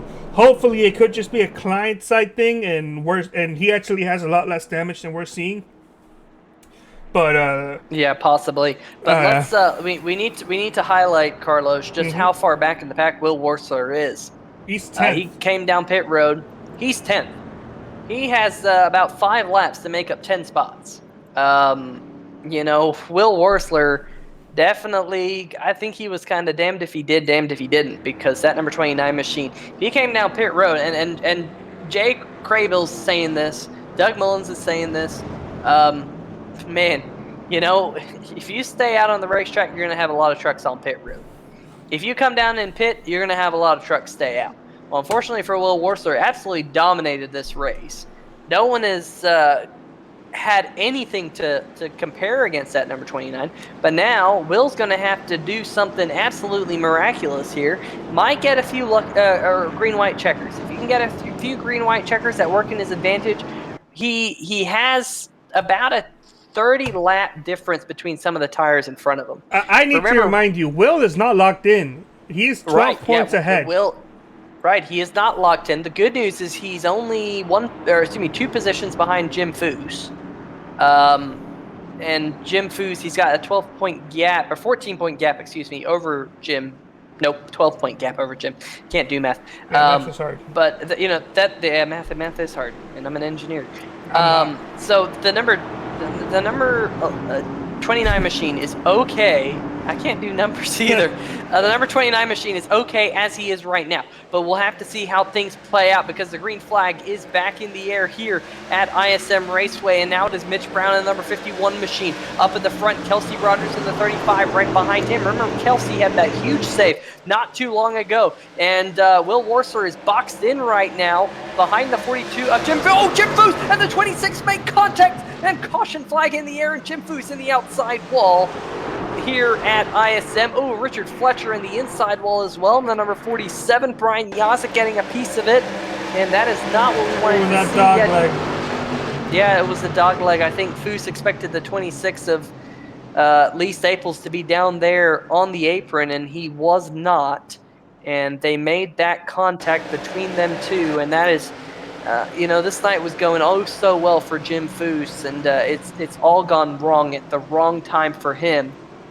But we will get a green-white checker here at Phoenix. Not 100% sure if that helps or hurts Will Wurzler. I think he's going to say it probably hurts him because he only gained 3 spots in that half a lap to a lap that we had of green flag racing. He's now in the 7th position. Restarting from the inside will be a little bit more difficult, but definitely what Mitch Brown wanted to see. More laps off the counter here, and that 51 still leading this thing. We go on board with the number 29 of Will Wurzler. I said he was boxed in here at this point, and he was boxed in, but he's kind of made it work, barely squeaking through that contact there between the 26 and the 42. So definitely a tough break for those 2 race trucks, but we'll allow the 29 to move now up into the 7th position for this restart. We'll have 2 laps to go once we go back to green flag racing, but we'll go into overtime here tonight in the Waddell Communications 100. Well, why don't we make it the Waddell Communications 102, 103, something like that. Carlos, I was actually a little while ago, I was actually going to mention Richard Fletcher in the number 47 machine. We haven't mentioned Richard all too much this season in the Premier Series side of things. Of course, he's decided to go back to the Development Series for last year. But I was going to say he's kept that number 47 machine. Yeah, for next year, excuse me. He'd kept that number 47 truck clean all night long, had put together a pretty good run, but now, unfortunately, being caught up in this last accident, he finds himself 1 lap down, and he didn't have a scratch on that truck before that last accident, so definitely not what he was looking for. He was looking to see if he could come away with this thing with a top 10 finish, which would definitely be a good way to kind of end up towards the end of the season. But nonetheless, it's going to be really interesting to see here, Carlos. Can the 29 make up 7 positions in 2 laps, or 6 positions in 2 laps? It's going to be really tall order for him. And can Mitch Brown hold on to this race lead? We've seen whoever controls the restart tonight be absolutely also important. And I can't help but think that is well in favor of Mitch Brown right now. So right now, Will's best friend is the 35 of Kelsey Rogers. He absolutely wants to see him pass the 51, just so that the 51 doesn't automatically get locked in. If the 51 doesn't win this race, if a non-current playoff driver wins this race, then that's going to be perfect for Will right now. Of course, he isn't that far off. I'm just not confident anybody can get that position, get those positions done in a green-white checkered, unless everybody up ahead was on really old tires, Peter. Yeah, and it's also going to be interesting to see how this night plays out from the Premier Series side of things, because Jason Stewart and Tim Knott were kind of on the bubble coming into tonight. Joseph Seville putting together a pretty good night. And right now, I think it would be Seville and Knott who'd make the Final Four for the Premier Series side. But all things can change here in these final 2 laps. Pace car back onto pit road for possibly the final time here tonight. Mitch Brown already on the loud pedal. And like I had said, that control car has really dominated these restarts. Mitch Brown dives it off into turn number 1, cuts off the 35 of Kelsey Rogers. Rogers pulls into the 2nd position. A little bit further back, Will Worsler still kind of boxed in, unable to make up any positions with those 4 fresh tires. Now trying to use the high side. Here comes the 35 of Kelsey Rogers on the inside. We're going to have a white flag in hand. So far, no one has caused an accident, so no caution. This will be the final lap here at ISM Raceway. And look at Kelsey Rogers using that yellow line, trying to move that number 51 up out of the groove, but unable to do so. Will Worsler looks like he's going to recover for a top 5 here, but definitely nothing to contend for your race leader coming through turn number 3 and 4 of the 51 of Mitch Brown, able to hold off the 35 of Kelsey Rogers. Jared Mogard 3rd, and the 51 will take it to victory lane here tonight at ISM Raceway, and that will lock himself into the championship round for both the Truck Series, the Sam Maxwell Customs Truck Series, and the Sam Maxwell Customs Premier Series here, and of course winning the Waddell Communications 100. Very interesting finish, Carlos. I mean, there was a lot to play for there at the end, but the 51 gets it done again. That's true. We're going to go ahead and take a quick break as we watch the 51 celebrate his win.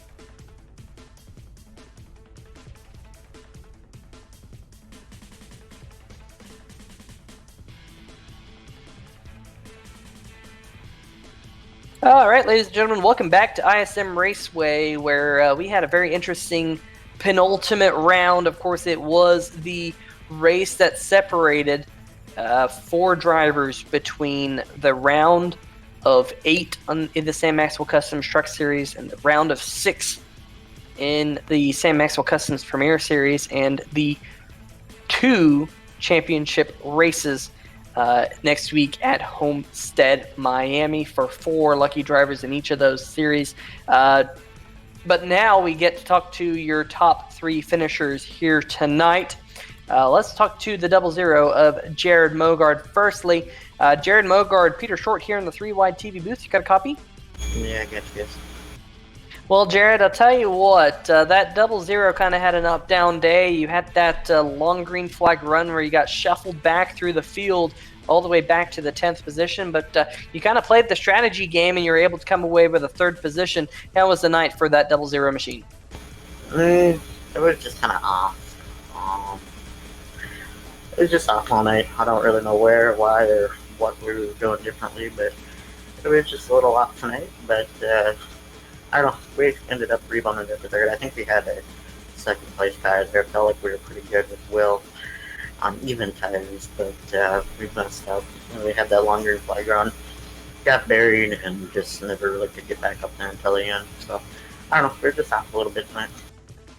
Well, it was only a 100-lap race here in the Waddell Communications 100, and definitely kind of a sprint race all the way through here because it's only a 1-mile racetrack. Was that in your mindset here tonight, that you had to try and get positions as quick as you can? It definitely looked like it was difficult to pass out there as well.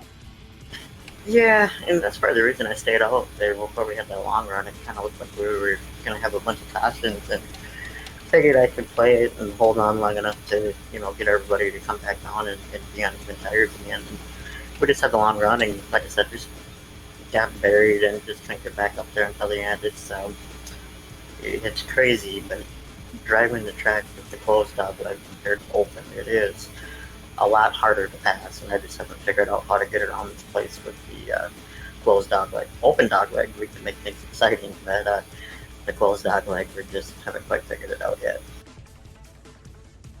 Yeah, it was definitely a very interesting race to watch all around. But next week, of course, we have the season finale for both the Premier Series and the Sam Maxwell Customs Truck Series. And, of course, you're in contention for both of those championships. Congratulations on making the top 4 in both of those championships. Definitely very, very impressive, especially with how long the Premier Series is from a schedule standpoint. But what are your thoughts about Homestead Miami, and do you think you're going to walk away with those titles? Yeah, thank you. That was the goal, was to win all 3 of them, and come up a little bit short last week, I guess you could say, and so yeah, I feel like we got a lot of unfinished business there from last week going into next week. But yeah, hopefully, I think we'll be okay. Every time we race there, we seem to be up front and battling for the lead and for the win. So it's a good thing to have when you're racing for championships every time you go there. So yeah, we're looking forward to it. Just ready to get there, and like I said, I feel like we got a little bit of unfinished business to take care of next week, and hopefully it results in 2 championships. Yeah, definitely unfinished business out there. Just one. Whoa! Yes, that's right.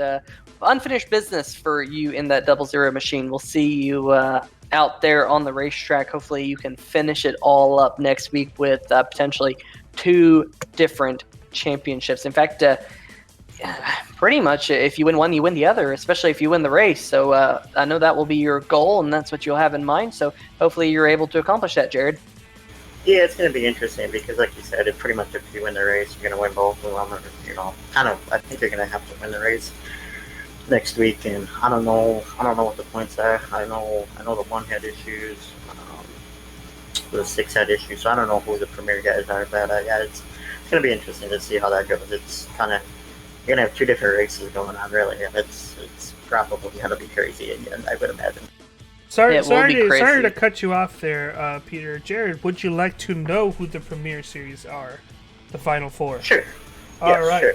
Of course. Well, you are in Same thing, Mitch Brown, Tim Knott, and Joseph Seville are your final 4 for the Premier Series. Okay, yeah. So the 51 is going to be up there. Seville looked pretty good tonight too. There, he was right up there. So yeah, it's going to be dogfight. I think the spoiler on all this probably be the 29th. He's racing for the truck, but he missed that week in the Premier, so he's not in there. But he can maybe be the spoiler on all this. So it might be top 2 possibly take home a championship, depending on what the 29th does. So yeah, it's going to be fun next week. Yeah, it'll definitely be very interesting to see that. Before we let you go, Jared, you got any shout-outs for us? Yeah, I have Splash and Go Graphics, I buy Power Computers, Twitchy Sports, and all the guys at ASRS. We'll get the truck ready for the special truck ready for next week and get ready to do that. All right, Jared, congratulations on a 3rd place here tonight in the Waddell Communications 100, and best of luck next week in the championship round. Thank you guys, appreciate it as always. All right, well, that is your 3rd place finisher here tonight. Jared Mogard going on to the championship rounds next weekend, both in the Sam Maxwell Customs Truck and Premier Series. But I believe Carlos Acosta has caught up with your 2nd place finisher here tonight, the number 35, Kelsey Rogers. Yes, that's true. But before we do get to talk to the number 35 of Kelsey Rogers, I just gave away the final 4 for the Premier Series. I also have the final 4 for the Truck Series, and that is going to be Will Worsler, Mitch Brown, Jared Mogard, and Jared Haggerty. So those are going to be your final 4 for Homestead in the Truck Series. Of course, anybody that's interested in looking at the points, it is available on the American Sim Racing website.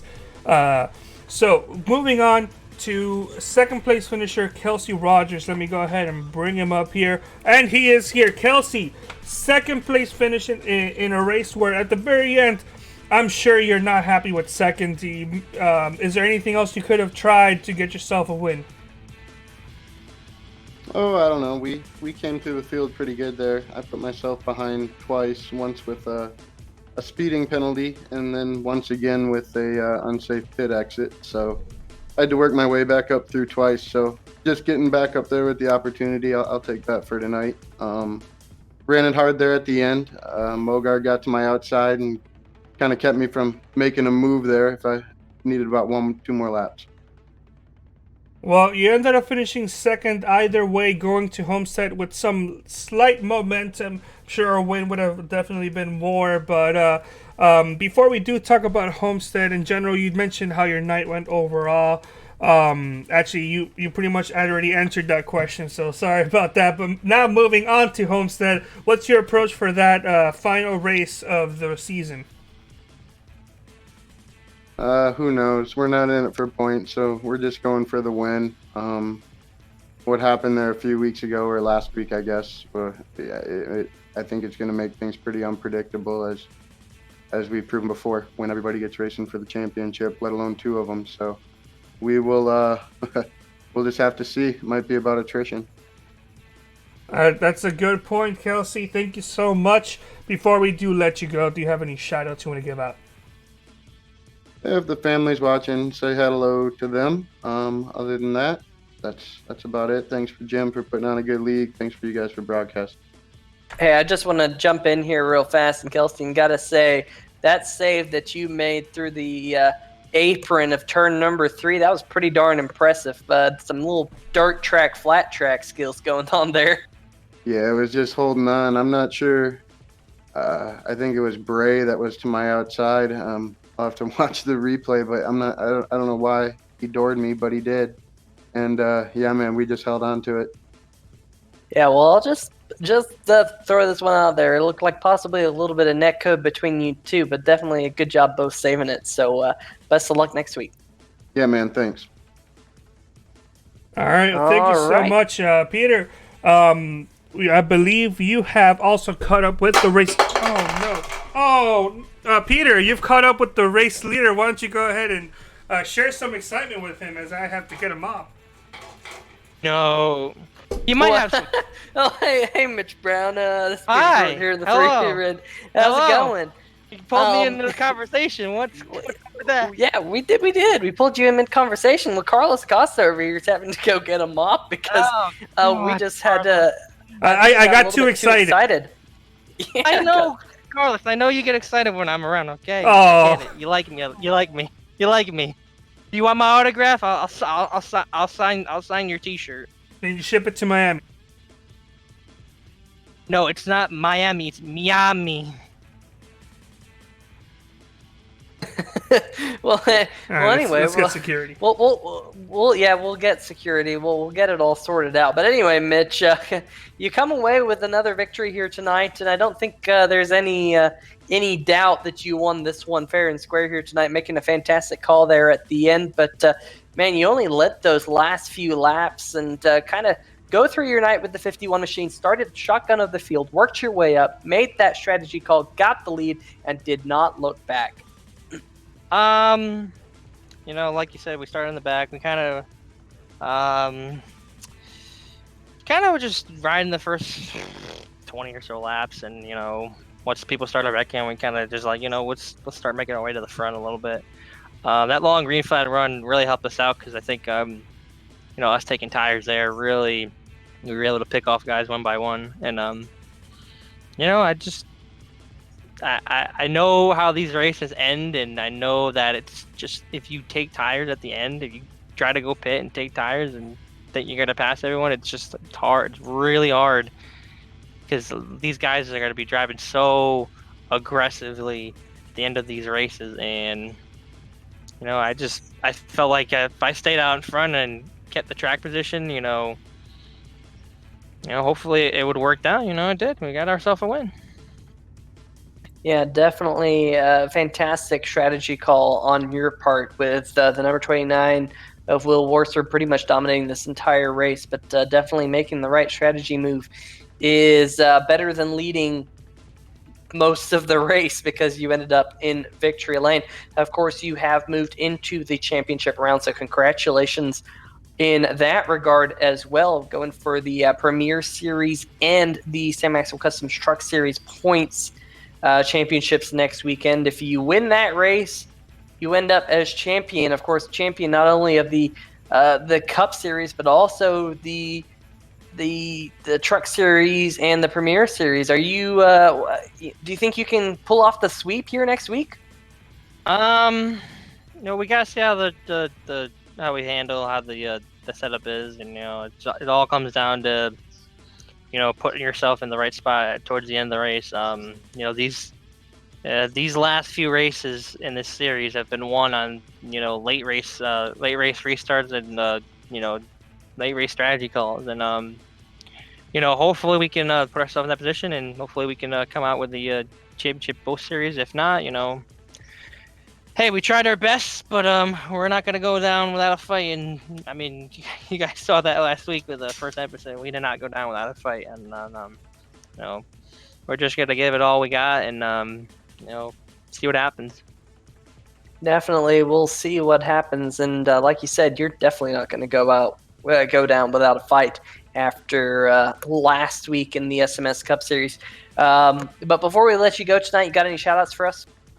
Yeah, we gotta thank Apex Sim Sport. I gotta thank the boss man himself, Grant Brown, for sponsoring me each and every week, and gotta thank Dirty Bird Sim Racing. Gotta thank my teammate Tim Knott for making the Premier Series Final Four. Congratulations, Tim. Everyone on our team, Jason, Jared, everybody, all the guys. Really, the probably the best group of teammates you can ever have. Gotta thank Jim, Sam, and for them for putting on this league each and every week. We have our rough patches. There's races where we do really well, and then some races we do bad. But all in all, we keep our head held high and just keep trudging along. And last but not least, we gotta thank you guys. You guys do a fantastic job. Tonight was a fantastic race, and next week should be an even more fantastic race, and hopefully we can bring that to you guys in the end of the season. Yeah, will definitely be a fantastic show next week here on 3 Wide TV for the season finale of the Sam Maxwell Customs Premier and Truck Series. Mitch, best of luck in those races. Well, that one race that will define two separate champions. Thanks. Oh, one more thing. Hashtag blame Carlos. Hashtag blame Carlos. Yeah, I'm no, on board that's with that. 100% my fault. I accidentally elbowed my water, but I've cleaned up the mess, grabbed them up, and it's all nice and clean with una poco de gracia. But anyway, moving on. Thank you so much, Mitch. As the server has finally shut down for tonight, it's our cue to wrap it up. But before we leave, Peter, there is just one last thing we do need to take care of, and that is the final results. Yeah, Mitch Brown, your race winner, moving on to the championship round next week. Kelsey Rogers coming home second. Jared Mogard also moving on to the championship round next week. Fifth place, Will Worsler. We skipped over Troy Haight. Sorry, Troy. I don't know why I did that. Troy Haight comes home in the fourth position in the number 28 machine, because you know what? The number 28 is one higher than the number 29, and that's No, one of it's the one reasons why lower. Troy Haight. Oh, yeah, you're right. You're an engineer. One spot higher on the totem pole, I should say, because he finished fourth and Worsler finished Worsler finished fifth. I don't know. It's just been one of those nights, folks. Bear with us here on 3Y TV. Tim Knott finishes in sixth. I'm just gonna read down numbers. Tyler Seville finishes in seventh. Alan Young finishing eighth. Jimmy McKee ninth, and Cody Spiker rounds out your top 10 here tonight, Carlos. Yep, in 11th we have the 26th of Lee Staple with Brian Yossi finishing 12th. The 66 of Edward Bray finished 13th. With a playoff driver, Jason Stewart finishing 14th. Jim Foose, definitely not the finish he wanted to have, rounds up the top 15. Richard Fletcher, another finish that he didn't want to have in his last couple of races, finishes 16th. Jack Wells didn't have a good night in 17th. Jared Haggerty had the huge connection issues, finishing 18th. Alex Giese, 19th. And Clarence Bonner in 20th. And running out your field is the number 73 of Jonathan Holstein and the 43 of Steve Buhala. Sam Maxwell, of course, the out-of-race admin. Let's set the stage for you for next week for both the Sam Maxwell Customs Premier Series and Truck Series. Your four drivers going into the championship round on the Premier Series side of things will be Jared Mogard, Mitch Brown, Tim Knott, and Joseph Seville. And on the Truck Series side, Will Worsler, Mitch Brown, Jared Mogard, and Jared Haggerty. Well, Carlos, it's been an interesting night. We now know the drivers who will be competing next week for that championship. But until then, we want to give each and every one of you a goodbye, as well as a thank you to our friends over at OCR TV for the graphics package, and our friends over at SimTV for all of the cameras. For myself, Peter Short, Carlos Acosta, and everyone else watching us here in the chat, we bid you all good evening, goodbye, and we'll see you next week. See ya! It was such a bad...